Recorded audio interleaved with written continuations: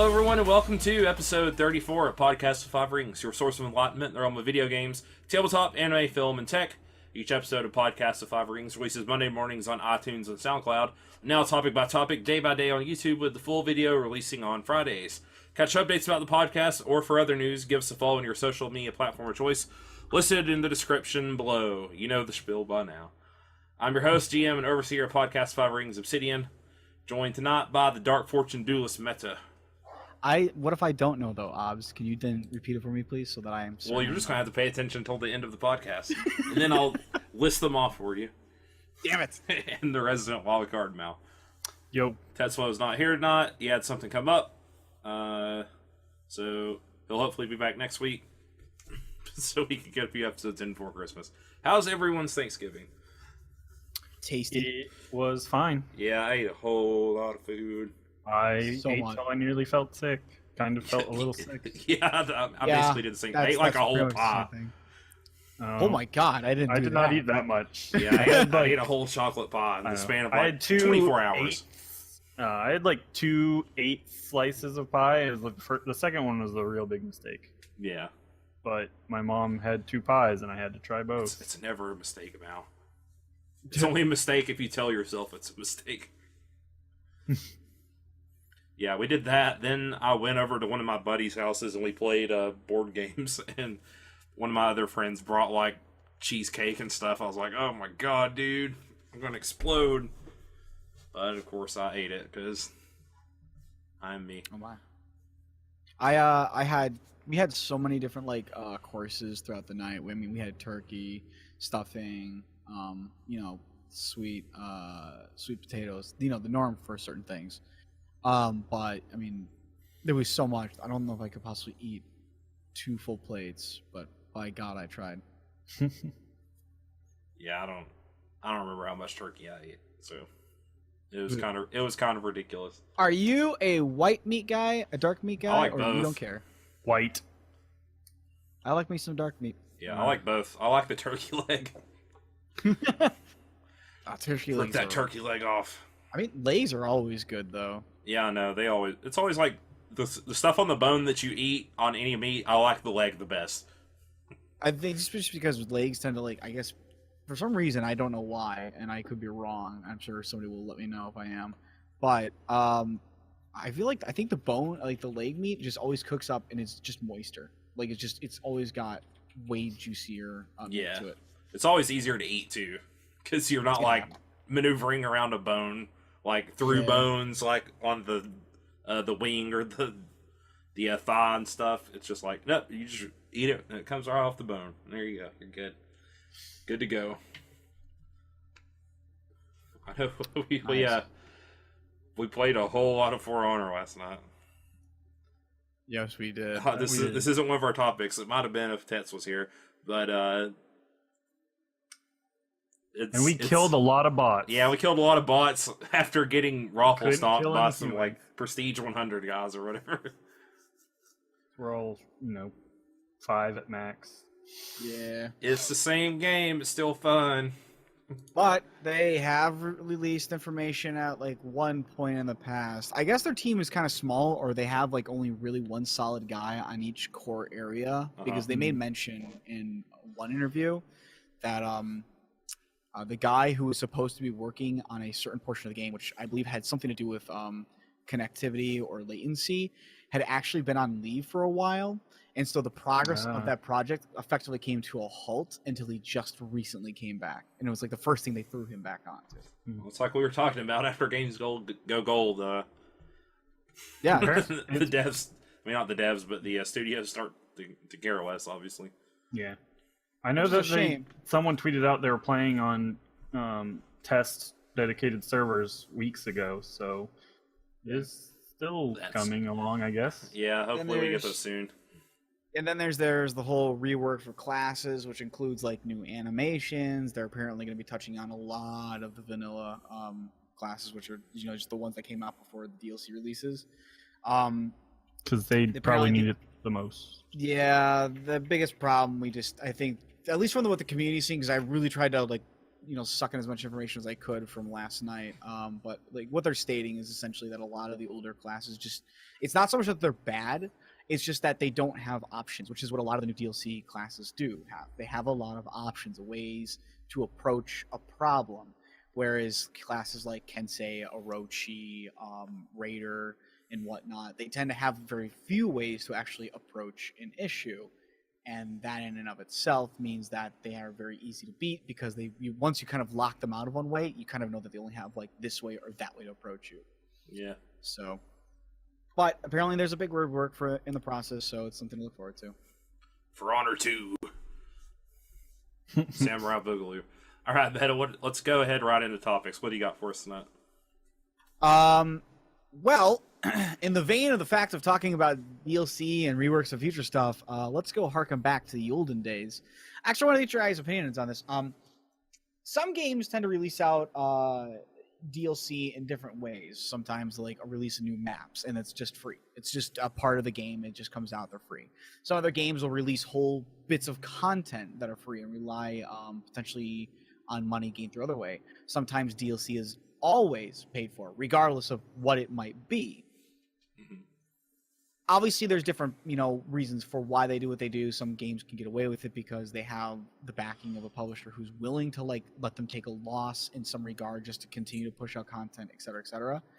But is there, on your ideas, like what kind of format do you really like? What do you think is acceptable to pay for? What do you think is probably not something acceptable to pay for? What is the DLC style that you would like beyond everything's free? Why don't you go first, Mel? It probably depends on the game. Yeah, I think so too. Like PvP games, everything should be free, or at least like maps, especially and stuff like that, so you don't split your player base. Tell that to Capcom. I really liked. I really liked Dark Souls. They didn't have a lot, like or. 1, 2, and Bloodborne only had 1, I think, each. Or, well, I'm trying to remember 2. I didn't... 2's the one I remember least of. But either way, they had, like... it was... You had to pay, like, $20 or whatever, but it was, like, one large expansion that always felt worth it to me. Yeah, that's how I felt about the Bloodborne expansion. I was like, this thing is a decent amount of content. Yeah. Yeah, I want a lot out of my DLC, really. Yeah, and I'm the same way. Like, I don't mind paying for season passes if I feel like I'm getting a lot out of them. Like, I just bought the Final Fantasy 15 one. We're gonna play that eventually, but like it at least it was 25, and you get the comrades. You get all 3 of the character episodes for your party members. Yeah, I feel like that's a pretty good deal for what you're getting. Yeah, Neo gave you 3 new stages. 3, yeah.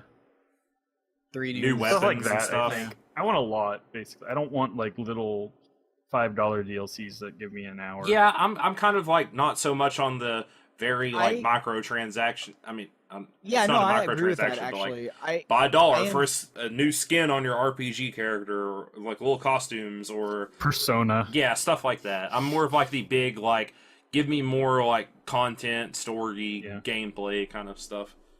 Hot damn. I agree with you actually on a lot of that. I don't like it when they release like the kind of small little things like buy this, buy that, and I absolutely agree. Never do anything that would split the player base. If I were willing to spend money on something, I think it really comes down to something akin to Neo, where it does give you a fair chunk. Like that is a full-on pack of like new levels, new enemies, new gear, new items, new weapons, etc. It's a big chunk, and it's not something artificial where it's like, well, it's new weapons, but the game doesn't really change in any regard. The weapons are free. Well, I meant, what do you mean? Well, I mean, just like as a part of the package is what I'm talking about. They came out at the same time, but you didn't have to buy the DLC to get the weapons. Well, I'm not talking about Neo in general. I'm just I'm just saying. I'm talking. Well, yeah, in Neo, it's a different case. But I'm just saying, like, if you were to say that's what it would be acceptable to me, is something that I'd be willing to like throw $20 or $30 potentially. 30 is pretty high, but I'd be willing to put the money down on something if it's big enough to be worthwhile putting the money down. Like For Honor's DLC or season pass did not seem worth it to me.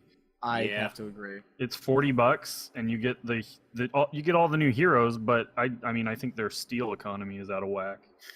Yeah, which is another issue for them, and they still have the ability to buy steel and whatnot, which goes back to that's how you're gonna be able to pay for unlocking. Yeah, it's the best deal if you want the heroes because individually they're 15,000 steel. Yeah, they're like if you want $10 them quickly, or something basically. But it didn't feel like enough to me. I agree with you. It doesn't help that the game also suffers in other areas, which makes it harder to really want to invest into it too. Yeah, which I think kind of goes into another part of like gaming is like even if the DLC is worthwhile, if the game at its core has a lot of issues, that detracts. Yeah, I think fighting games in general suffer from that because it almost look at the way For Honor does their stuff, other than like purchasing the steel and all that, as almost like a fighting game with their character stuff. Because I think Smash Bros. You paid around like $8 or something for a new character, wasn't it? Yeah, I got all the characters in that, and I was like, man, this is kind of like isn't worth it. Yeah, it was something around there. It was somewhere between $5 to $8. Well, it wasn't just for the character itself. You got like a stage 2 or something, stage and like their music, but still. Better, I think that's just the problem with fighting games in general. A big part of like what brings a person to a fighting game is either the mechanics of the game itself or a character that they really like in the characters. game. Yeah. It really is just that. I don't think I've ever seen somebody pick up a fighting game and go like, man, I just really love the story and that's why I love playing this game so much. Mm-hmm. Not that it's impossible, just it's not the norm. And you have to have your focus.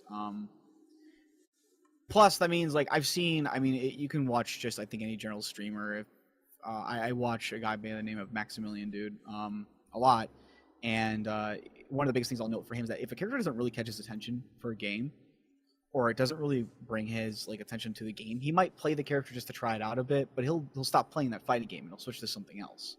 And that's he just plays so many fighting games already. Well, yeah, I mean, he already does so many, yeah. But I mean, I think that's just a trend for a lot of people. Unless you start getting really hardcore into a fighting game, at which point the characters really aren't going to be a draw. It's the fact that that's the fighting game that you want to focus on and try to be really good at. In which case, DLC is not going to be really an issue or a thing for you. So,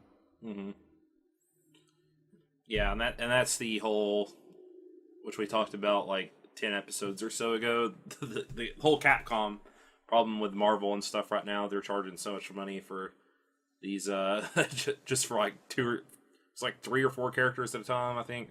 Yeah. And it's just kind of ridiculous. So yeah, it depends game to game. Like I'm perfectly happy when people put out free content and stuff, or stuff you can unlockables and all that good stuff. But I mean, I don't mind paying season passes. It just depends on the value. Like I'm gonna look into it before I buy a season pass, and I rarely ever buy them. Like if I ever go to GameStop and buy a game, and they're always like, "Do you want the season pass?" I don't think I've ever bought one from them. I think I'm actually in the same boat as you, Obs. I don't really buy season passes. In fact, I can't remember the last time I've bought a season pass. I've had friends buy them for me as gifts, but I think I bought Neo. Oh yeah, Neo would be the season pass I did buy. You're absolutely right. And Dark Souls 3, and that's about it. Yeah, the only reason I really got the F-15 ones because I wanted to play Comrades. Oh yeah, I bought and it's that only too, $5 more after the Comrades beta. Yeah. Yeah. So yeah, it all depends on the price. It all depends on the game. I like very story-driven games, so anytime like a game gives me more story, I'll buy it. Like another one I don't ever buy is like Fire Emblem DLC. I was just gonna say that, like the whole Shadows of Valencia, where the DLC or the season pass was more than the base game. Yeah, it's ridiculous. For and it's just like it's like a few maps. It's like you get like 3 maps for like $12. I'm like, this is not worth it. Yeah, that's stupid. Yeah. So yeah, that's like the stuff I never will with. But if it's ever like more characters in a fighting game and it's a fighting game I like, or like Did you get Breath of Wild season pass? I didn't get the season pass, but I did buy the first DLC, and it was a lot of fun. You didn't really get that much content, but it was hard enough that it took a while to beat it, because it was the I can't remember the name of it, but it was like this challenge thing where you lost all your equipment, and you just had to work your way through like 50 like different encounters, and each were in this giant like huge room. You just had to play your way through it. It was like the Trials of the Master Sword, I think is what it was called. And you would every time you would complete one, you would like upgrade the Master Sword basically. I think you can eventually get it to where it doesn't run out of energy or whatever. So it was it's very hard. It was very satisfying to finally beat it. It took me like 20 hours to beat it probably because it was that difficult. If you died, you had to start all the way freaking over again, and you couldn't take items or anything or any food or anything like that. You'd have to like scavenge for food within the little stages. It's almost like the little island. I don't know if you guys ever got there in the game. Yeah, that one island. That one island where it's like there's a shrine here that you can unlock, but you can't use any equipment. So get these sticks. Yeah, I actually really like that island. Yeah, so that's cool. The whole DLC was basically like that. So it was really nice, and it's supposed to be coming out around the holiday season, but I haven't heard anything in a while. I think it's this month. You get the Champions. Yeah, the Champions DLC, and I'll be getting that too. So because I really liked the first one. So yeah, I'm not against DLC. What I'm really against is the day one DLC or on disc DLC. On disc really is the problem. Yeah, like day one isn't as bad. It just depends on what they're doing. Well, I don't want to go down that road because I mean we've talked about it 100 times, but it is cool to kind of like get your guys' thoughts on like what is an acceptable way of DLC or what is worth paying for, what you feel is at least Yeah, I'm not one for cosmetics or anything. I don't think that I've ever really bought the cosmetics. I think I've done that one time.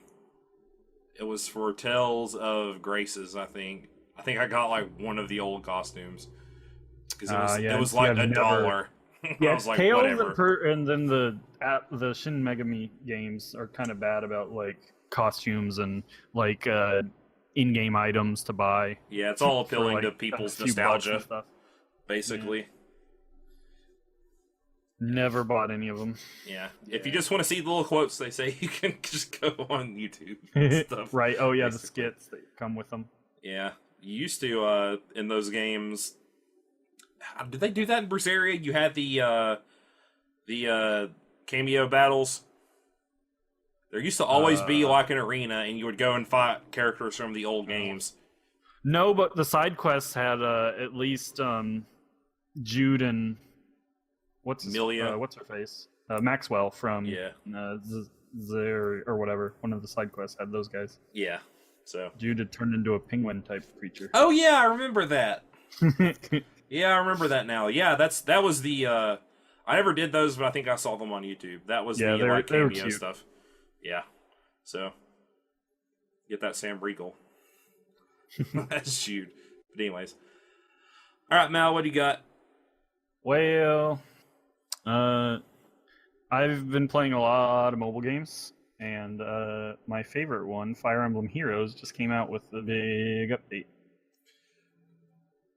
Oh god, if only Lily could hear you right now. She'd lose it. Yeah, I was tweeting her the other day. What's going on with Fire Emblem Heroes? Because I haven't touched it in months. Yeah. So yeah, they announced this big update earlier this month, or I guess in November. I don't remember the exact date. They had like what's it, an hour? No, I don't know. They had a really long, like, they call them FEH channels, FEH, Fire Emblem Heroes, where they just will have upcoming things. This one was really long because they had a lot. So Fire Emblem Heroes, it's a gachapon game. I play a lot of gachapon games, but I never spend any money on them. As you shouldn't. Yeah. It's like Fire Emblem. It Fire takes Emblem. a lot from Fire Emblem and turns it into a mobile game, just slightly simplified. it's still, a grid-based tactics game. Just the maps always fit on your phone. You only have 4 people on your team. They reduced the weapon triangle system to just 1. Like, I think, because now there's 2 triangles in, like, the newer games, but now it's just 1 with the colors. Mm-hmm. Can't, hop on people's backs and fight with them and stuff. Not quite. But your heroes still learn skills. They added in supports a little while ago, so you can pair up people who you want. And then, while they're standing next to each other, they get a buff. And then in the newest update, they added weapon refinery for upgrading weapons, which, have been in for a while. Yep. In Fire Emblem games. At the start, they hinted at another Choose Your Legend, which is like the last one was the brave versions of some heroes. Those are like the voting poll contests, right? Oh wait, yeah. I can't remember if that was what that was. I think the last one was the brave heroes. It was like Brave Ike, Brave Lucinia, Brave Roy, and Brave Lynn, where they had alternate versions of those. But you actually got to choose instead of because Gachapon's all random stuff. Yep. You could actually just choose one, which I think you can still do if you log in. And you should always choose Lynn because she's busted. But I like Ike. Yeah, but she's straight busted. I don't care about busted. She ain't my waifu. She's Meta's waifu. Yeah, she's totally my waifu. Definitely. They reworked healers so that they're useful and not straight trash now. Staff users. Now they calculate damage the same way. I think they all get an attack now, and at 5 stars, at their level 5, their attacks also will have a disability. Why were they so bad before? I actually used them. You just heal with them, and you don't do damage. I think there was one niche build that could do damage. Now they're sort of like colorless mages, instead of just trying to heal. The only time you usually use them were in Tempest Trials, which are an ongoing. The however much health you lose on one map will carry over to the next one. Oh, gotcha. So having a healer works there, but usually battles are one, just one map, and then you're done. Yeah. And so healers just weren't used ever. But now they're good, apparently. Well, if they can do damage, then. Yeah. I've seen some of the memes coming out of the subreddit, and it's Guinea just wrecking Hector. Poor who is one of the best characters. Does he still have his ranged axe attack or whatever? Yep. In this, yeah. He's still the only one with that skill, and I have not been able to get him. They reduced cooldowns on some of the specials abilities because everyone only ever used the one that takes 2 turns to cool down, Moonbow. Now there's at least one other Glimmer that only takes 2 turns to trigger. Because these are special abilities that do a lot more damage. So everyone just did the one that was triggered the fastest. Yeah, I never even used. I never did PvP or whatever in it. Nah. I assume those are probably better for PvP. Well, you've got high level NPC maps too and stuff. Okay, gotcha. Because your characters cap out at level 40 and 5 stars. Well, and then you can merge them to get 40 plus. And some maps, at high level maps, will be 40 plus enemies. Mm-hmm. Good God. Yeah. They expanded the barracks by 100 units, so that just frees up more space. More characters. 5 more orbs. They reduced stamina costs on the main story and paralog maps, which is good. It's now capped at 10. Minor housekeeping. They added the weapon refinery, which lets you upgrade weapons, or pretty much all normal weapons, and then quite a few legendary weapons on characters that aren't necessarily as good as newer ones. Because a lot Ephraim's Sigmund and Takumi's Fujinumi.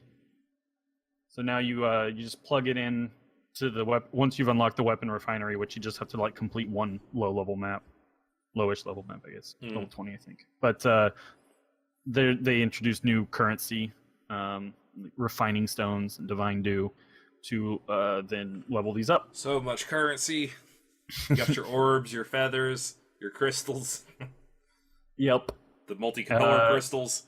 And well, yeah, the crystals are for leveling. They're just experience crystals. Yeah. And then badges also. They started book 2 because it's episodic stories, and they released all the same characters. They added.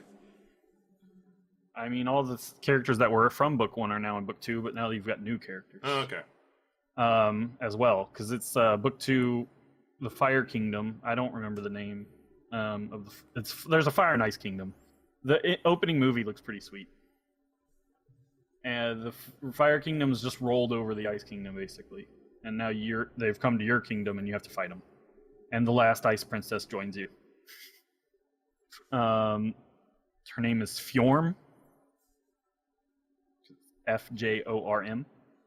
Which they're pulling from Norse mythology somewhat. The Fire King's name is Surtur, who has fire-based abilities, and then there's someone named Loki on the team. And of course, there is. Fjorm is like a river in Norse mythology. This Loki is from the same stock as Camilla from Fates. Oh God, is it a female? Yeah. She's a lot. Yeah, she's like deep cleavage, huge boobs. Let's see here. Okay, yeah, pretty much. Yeah. Gotcha. I know. I'm trying to remember what I always liked. What Lily called Camilla. It's like spring boobs, something. Yeah, her design is kind of ridiculous. Yeah. And then so they only released the first 2 chapters of book 2, and after you complete book 1, you get a free 5-star Fjorm, who's a blue okay, that's cool. Yeah, it's pretty cool. She's pretty cool. Good. She's one of her special ability is like a whole paragraph though. It's kind of ridiculous. What's like, it do? This is a Yu-Gi-Oh card now. Fjorm's cooldown ability, Ice Mirror, appears to reflect or oh wait, that's the wrong thing. That's just the summary, not the actual text. Now I'm logging into the game so I can see it. How dare you not know everything off the top of your head? I'm looking on the wiki. Reduces damage unit takes from foes 2 spaces away by 30%. The special triggers boost units' next attack by total damage was reduced by any source, including other skills. Resets at end of combat. Yeah, it's very convoluted. Right. Oh basically, she takes less damage, and any damage she reduces, she deals back. Yeah, she deals back as extra damage. They also added blessings, which are kind of a little weird and probably unnecessary. Mm-hmm. What do they do? Another type of, well, I don't know if you call them a currency, but you basically can add a blessing to someone, because they give you, when you complete book 1, they give you Fjorm and a water blessing. So you give someone a blessing. There are 4 types: water, earth, fire, and air. Mm-hmm. And they have to be, the person with the blessing is deployed with a legendary hero matching the blessing type. So Fjorm is water, and they give you a water blessing. They just get a slight buff, similar to the support buff. I think water gives you +3 speed, +3 something else, and then you get double skill points. Gotcha. But the way they do blessings is that they're only active at a certain times. There's a primary and a secondary one. So for like the next little bit, I can't remember the length, maybe a month or so. There's water is always active, but the other 3 will like rotate. And right now, Fjorm's the only legendary hero, so you can only use water right now. So, yeah, it's a little weird. Yeah, convoluted. That is kind of odd. I would guess maybe the next Choose Your Legends will involve legendary hero. Like maybe there'll be legendary heroes, and I'm sure the Fire Kingdom heroes, whenever they're released, will be legendary as well. Yeah. Um, Have they announced any like Christmas themed no, but characters yet? We got freaking Easter ones. I assume we'll get Christmas ones. Yeah, a couple months ago they actually data mined a Christmas robin, or no, yeah, male robin. He has like a Christmas tree spear, I think. And then that was his full art, and then they only did like the face shot or something of Christmas Tharja, I believe. She's got like candles. Oh, okay. Maybe, I don't know. So she might be a staff user then, but that's who I was trying to pull so badly. Tharja. Is she your waifu? No, it's Cordelia. Oh right, I put her out of my memory because she's so awful. Out of your brain because Spears and Pegasus Riders. Pegasus, yeah. I like spear users. I just the knots or whatever. Riders. Yeah, well, Fjorm is pretty cool. I like the sister of the two main characters, the brother and sister. The sister's a spear user. Yeah, but you don't like Obro. No, Obro's fine.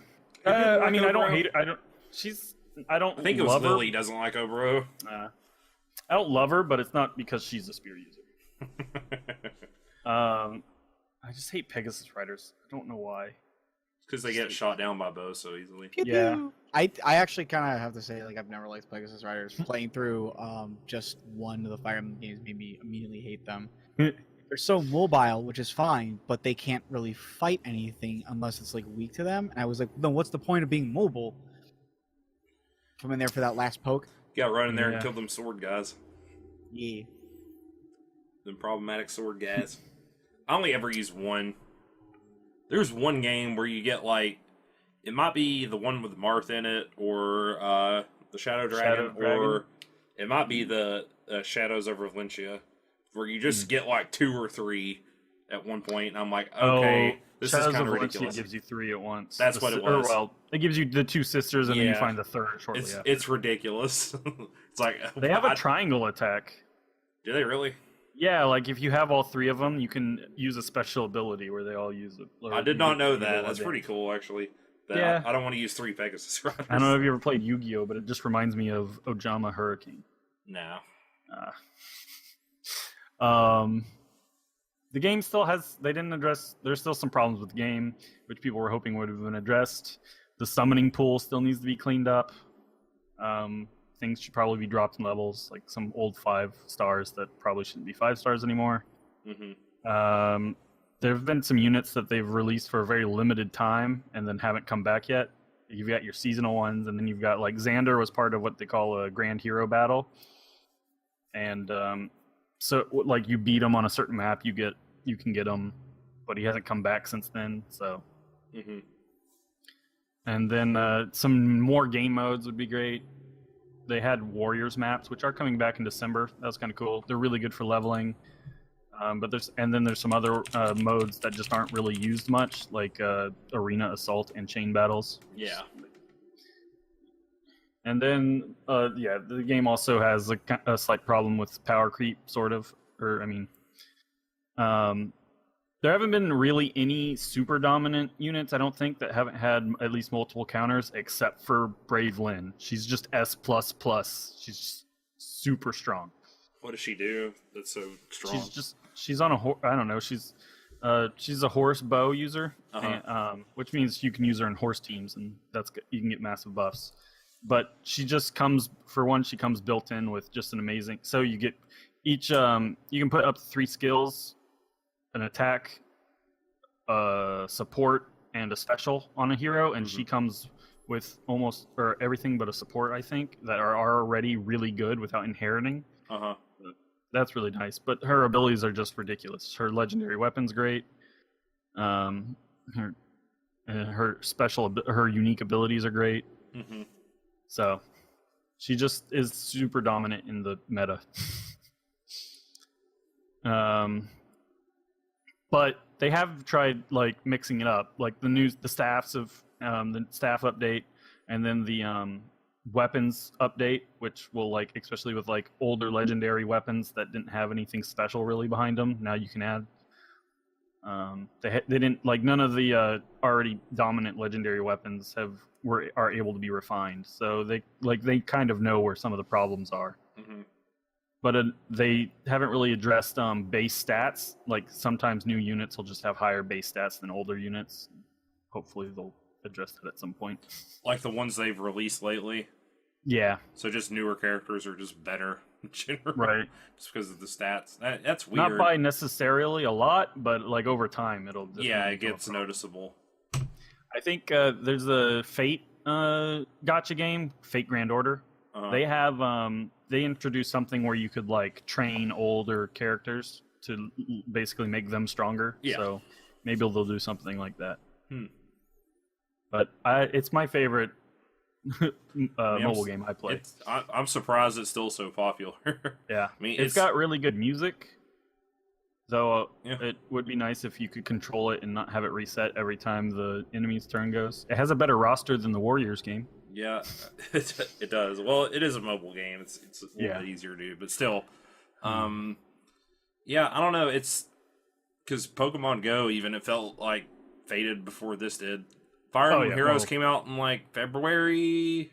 Yep, it's about 9 months old. So, and the Pokemon Go fad lasted like half a year, maybe. Well, they keep actually updating this game with actual meaningful updates. And the game is actually fun, because if you like Fire Emblem's games, it kind of just plays like a Fire Emblem game. Exactly. So, I mean, you can collect all your waifus and man waifus. Yeah, if you don't like collecting things and you just kind of want to like have something to do to kill time, I mean, that's basically what I did. I played it commuting onto campus all the time when I was still in school. So that's basically the only time I ever played it. I think the reason why I like it so much more than like others necessarily is just how much it is like the larger version of the game. Mm-hmm. Like, I also play the Yu-Gi-Oh! Mobile game a lot, which is like exactly half the full game. Like, you get half the deck, half the space, and stuff like that. Half the life points. So, that's why you gotta play Hearthstone instead, Mel. I've tried. I just don't care for it. It's not anime enough. Oh no. Yeah, I don't know. Maybe I'll get around to messing around with it more eventually. I don't know. I just don't have like dumb free time like I used to. So I don't have. I should have just swapped myself out with Lily at this point. She would have probably contributed way more than I would have. I have been silent this whole time, and I'm just like, it would have been her, and it would have been her and Mal fanboy and girling. It would have been the whole time. I just don't know about the game, but it is interesting to see that they kind of added in some new things to help, spruce up the life of the game a bit. I mean, the fact that I didn't even know this was a possible thing. I thought this game was never going to get anything more than just more characters leaked out for it. But the fact that they got a second story is insane. It's probably the most well-made mobile game I've ever seen. Yeah, at least of the gacha variety. It's crazy. Definitely.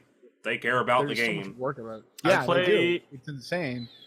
I played 2 of the Final Fantasy gacha games. The Fate gacha game. I've played some others. And then now this one. Entire this phone is filled with gacha games. The Digimon one sucked. I played the Pokemon one that was like little figures around a map. That's kind of sucked. But yeah, this one I've quite enjoyed. All right, cool. Okay, we'll get on to my topic, which is anime. Anime, yeah, I'm coming back to anime. Gotta go back to my roots here. This almost kind of would have fit better last week because it was something that I watched the first few episodes when it was initially airing and just forgot about it. I got kind of distracted and I was like, I want to watch a little slice of life, a little romance anime. So I remember this one and I gave it a watch and I was like, oh, I wonder if the dub's good. It probably has a dub by now, so I'll check that out. It'll give me a reason to at least rewatch like the first. I think I got like 2 or 3 episodes in. It'll give me at least a chance to watch the first few episodes. So I'm talking about Shigatsu Kimi no Uso, or Your Lie in April for English speakers. This is it's an A1 Pictures. If you've listened to any time we kind of talk about anime, I usually shit on A1 Pictures a little bit. What else have they done? They did Sword Art Online, Erased, Arrow Manga Sensei, Working. use shows like that. You can always tell it's an A1 picture show just by looking at like the character designs, because a lot of them are like the Kirito face, if you've ever seen it. The angular chin kind of like design on all the male characters. They have like the same 5 eyes that they use. Yeah, don't remind me now. They did the Persona 4 Golden anime, which was not as good as Persona 4 by any stretch of the imagination. That anime, but also just I don't care for the character it focused on. But anyways, yeah, it's adopted from the manga by mangaka Arakawa Naoshi, and one thing I like is that it doesn't have any of the A1 typical aesthetics, other than like their penchant for like super crazy animation in certain scenes. But yeah, the character designs look very close to how the manga looks. They like the way the characters' lips look and their eyes. They don't use the same eyes. They obviously put a lot of love and care into this project. So the kind of like basic plot, bare bones synopsis I can give without spoilers. It's about a middle schooler named Arima Kosei.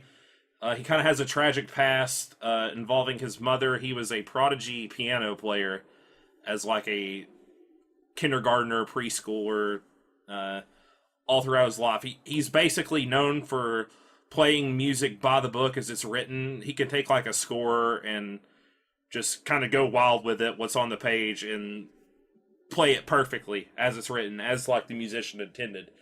And this is something like his mom like forced into him. When I say forced, she freaking forced it into him. His mom is basically ill, and she eventually ends up dying. This isn't like a big spoiler. It's all backstory that you find out in like the first episode or two. She ends up dying, and after she dies, he kind of like stops playing the piano, more because of the way she taught him, and she's kind of abusive in the way that she instructs him to play piano. So he's kind of shut off. You immediately in the first episode get this obvious feeling that he's shut off from the musical world. He always hangs out in the music room near the piano, but never plays it, like he's afraid to. And eventually, his best friend, whose name I cannot remember, is trying to hook up his other friend with a girl named Miyazono Kaori, who is also a musician. She's a violinist, and he sees her playing, I think it's a melodica, with a bunch of kids, and sees how much she enjoys music and like the passion and spirit she plays it with. So like the first like the meetup date between Arima's friend and Kaori is for them to watch her play violin at this recital where a pianist is going to accompany her. So Kosei gets like this experience that she does not play the score as it's written. She's improvises a lot. She changes tempos constantly. She's all over the place. It's hard for her piano accompanist to even play with her because she's so all over the place. But she plays with like a passion and a zeal and a zest for life that many other musicians in Japan or around them don't necessarily have. And she eventually asks Kosei to be her accompanist, and the plot goes from there. So it's got lots of one thing I was really impressed with were just that immediately jump out at me. This kind of like separates like ho-hum everyday like run-of-the-mill stock just churned out anime is like anytime you can notice like themes that go throughout anime, and it's obviously adapted from a manga, so the manga story was pretty strong here, but those themes really shone through in the anime and the animation. So you got like lots of contrasting as a theme. Obviously like her love for music and the way she plays with Kosei's kind of like robotic, stoic way he plays piano. There's lots of like color versus monotone motifs throughout the series. Like anytime she's playing music, Kaori, the colors are bright, like blues, pinks, yellows, super like hyper animation. Anytime Kosei's like struggling with his traumatic past, trying to play music again, everything's dark and stoic, and the music is kind of like muffled and stuff. So lots of cool contrasting stuff there. You get lots of impermanent stuff because there's like music, performances, time. Spring is like it's called Your Line April, so spring is a heavy like motif throughout the series. Things don't ever stick around or fade away. Performances, music, the things you've accomplished in life are all kind of like a moment in time that kind of pass. So, kind of like what I was touching on, the animation's really good. The character designs are really good because they don't look like the stock generic A1 stuff. Weirdly enough, if you're like a classical music nerd, which I'm not like a super nerd about classical music, but I know about it because I'm a musician.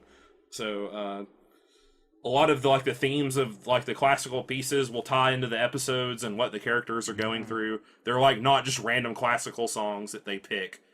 Like, if Kosei's going, like, trying to overcome something traumatic and play the piano again, he's playing a very, like, piece that is not harmonic and is clashing with itself.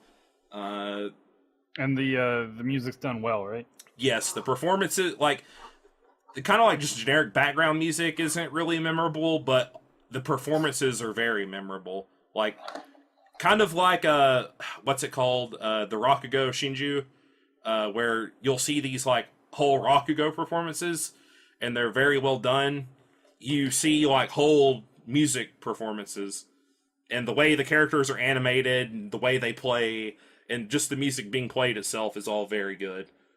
Like I said, I watched the dub of this, and I don't normally watch the dub of stuff, but I was like, I'll give it a shot. I'll at least usually like if an anime has a dub and I'm about to start watching it, I'll usually like watch an episode because I like keeping up with voice actors and seeing, okay, this person's in this. Is this actually good? Maybe I want to watch more of it.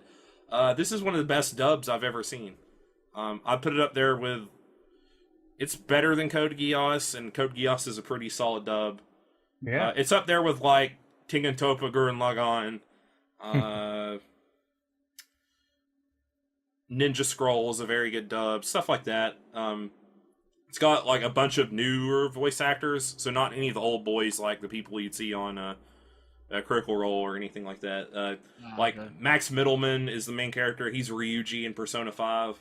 Magilu and Eleanor from Tales of Berseria are in it. As the two main female characters. They're very good. They're probably the better of the actors / actresses. Especially Kaori's voice actress is very good. She very much gets the spirit of the character and her like cheeriness and positivity through without it being like very cloying or unauthentic like it is in a lot of dubs, if you know what I'm talking about. Like the Genki girl, like that super happy, energetic girl is always in dubs. She always is like very weird to me. Comes off that way, like that. The voice acting always feels stilted, but she does a great job. So the OPs are great, the endings, which is something I really care about a lot in anime for some reason. Like all my friends who watch it always skip the OPs and the endings, and I'm like, you gotta watch the OPs and the endings, man. I love like if anime have really good openings, I always like watch them every time I like watch through an episode. Like, and I barely ever like skip them. So yeah, it's really good. I can't really say much more about the plot without spoiling it. It is very drama heavy, so if you don't like lots and lots of like inter-character conflicts and like it's not like the misunderstanding like will she not confess like bullcrap that you see a lot in a lot of like love triangle or romance anime. The drama is all like kind of internal, especially for the main character. He's trying to overcome like this traumatic past and like this kind of abuse being tied with playing music that his mother has like put on him through her teaching. How many episodes is it? 22 episodes. Oh. So not a full what do they call them? Course? Yes, not like a full 2 like. Yeah, it's a little short of 2 course. Yeah, it's 22. Normally, like a 2-season anime would be like 26 episodes. So yeah, it's a little bit shorter. It doesn't seem like it drags. The pacing's very good. It's definitely my favorite A1 show. And which Anohana is the only other one that I like. And it's kind of very similar to Anohana. It's a lot less. Anohana is a lot more melodramatic. This isn't melodramatic at all. It's like watching a good drama movie. I even heard the movie adaptation of this was pretty good. So I will have. Oh, meta, you. So I want you to watch it, Mal, because the dub's You'll have good. to remind me on Saturday. Yeah, and the dub is good, and I like you were kind of saying, you're not like super big into dramas, but it's not like over the top, like it's not like super cliched like you would think with, like I was saying, Do people ever laugh? will they ever confess? Yeah, people laugh. Okay. It's very happy. It's very happy. Okay. It has somber parts, but it's kind of like the theme. There's the somber parts, but it's equally contrasted against with happiness, brightness, and hope. Right. you root for Arima to pull out of his thing. He's not always in it. He eventually like works his way through stuff and has his arc. All the characters are very good. Like the thing I will say, like that I would knock points for it is like the other two main characters are kind of a little bit put on. One of them in particular is put very much kind of on the back burner. It more focuses on like 3 out of 4 of them, and even at a certain point, one of them kind of falls off a little bit to the way the narrative is obviously going. But it has a little bit of predictable stuff. But even then, it's still great. It's all about watching the main character kind of like his past and how he deals with it and gets through it. And if you love music or like are a musician, grew up playing music in like middle school and high school and stuff, or you know about classical music, it'll give you some stuff to relate to. That's something I really liked about it, because I played music all through school, and it's something I really identified with, and it's got the feels. So I love it. If I'm going to rate it, I'm giving it a solid 8 out of 10. Solid 8 out of 10. All right. So I'm going to bug you, Mal, about watching this. I will try. And I want Meta to watch it too, but he's not going to. Yeah, it's not my thing. Why? You watched your name. I did watch it. Well, is it a movie or is it? It's not a movie. It's 22 episodes. That's there you go. That's why. How if it was a movie, I'd watch it. Yeah. Oh, which you guys need to watch. Oh, what's it called? I was telling you about it too. It's everyone's comparing it to your name. Oh yeah, I've heard of it, but I don't remember the name. Oh my gosh, I'm killing myself. I've even brought it up on the podcast. Killing me now. I want to know. I'll give it to you after the podcast when I'll look it up, so I'm not just standing here and you hear me go clicky clicky clicky clicky looking this up. But it's about a kid who bullies a girl who is deaf in his grade, and he eventually learns more about her and stuff, and it's super sad as well. And it's very much like your name. Shit, I have to watch it. Less like super fantasy-ish. I mean, less with like Koei no Katachi? Yes. A silent voice. Thank you. Yes. Silent voice. You need to watch that as well. It is also very good. And it is a movie. Does it have a dub? I don't think so. I think it came out after... yeah, I'm sure it will eventually. It's also very popular. Nope. Got English voice actors. Oh, does it? Okay. Well, there you go. There you go. Yeah. So, watch that. I want Mal to watch this. I want to watch your name, and I want to watch Koei no Kitachi. Spend your whole weekend watching the feels. Get the feels, man. Max Middleman is also in this one. Oh, okay. There you go. Is he the main character? I don't know. You just know he's in it. Yeah. He's really good. I didn't immediately recognize him as Ryuji. I was like, I recognize his voice from somewhere. And I was like, oh, it's Ryuji, because he's not like cursing constantly and being like a gruff character like he is in Persona 5. He's not the main character. Oh, he isn't? Okay. No.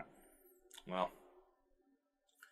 Yeah, but it is also very good. So, yeah, those are my top 3 Phil's anime that, if you're an anime fan, you like the Phil's, that you should watch. What are you doing out there if you haven't? You can't always watch Naruto and Dragon Ball Z Super. Lies! You can! And that crap. Your ReZeros and your freaking Sword Art Online Season 5. Fairy Tail. Your Fairy Tales. Get out of here with that crap, unless you're watching Shokugeki no Soma, which I'm giving you a thumbs up. Because the new season, that's been great. But Yeah, so if you like the drama, you like the feels, you haven't seen it yet, Your Lie in April, Shigatsu wa Kimi no, so check it out. It's only a few years old. I'm pretty sure it's on 2014, Crunchyroll. 2015. Yeah, it's on Crunchyroll. And I think it was on. I think the dub was on Netflix. I don't think it is anymore though. I remember seeing it on there at one point too. But yeah, so check it out. It's good. All right, that's episode 34. Podcast of Five Rings, your source of enlightenment in the realm of video games, tabletop, anime, film, and tech. Each episode of Podcast of Five Rings releases Monday mornings on iTunes and SoundCloud. Now, talking about topic day by day on YouTube with the full video releasing on Friday. Just like I promised Meta, here comes those social media accounts. Right. Twitter, Podcast 5R. Facebook, P5R Podcast. Check out Meta and them streaming. We streamed last night, or you streamed us playing For Honor last night, like we were talking about. There, twitch.tv/PSO Flow. I'm really excited because in 5 hours, I'm going to be staying up and playing me some of that Xenoblade Chronicles 2. That's going to be my life this week. Mal, don't play Xenoblade. You don't need to finish that 100-hour game. You just watch all this anime. I am delving right into good, glorious For Honor. I'm really enjoying the game. Part of the reason I listen to or use dubs is so I can also do other things. Well, there you go. Do it all at once. Right. Multitask. I envy you. I can't multitask at all. I can't do it. I'm jelly of everyone who does that. All right, we'll be back next week. We also are going to do monthly modules here soon. We haven't hammered out a date after I skimped out on everyone to play L5R. Damn it. So we'll talk about that. We'll have something fairly soon for that too. So look forward to it, and we'll catch you guys later. Bye. Later. Bye.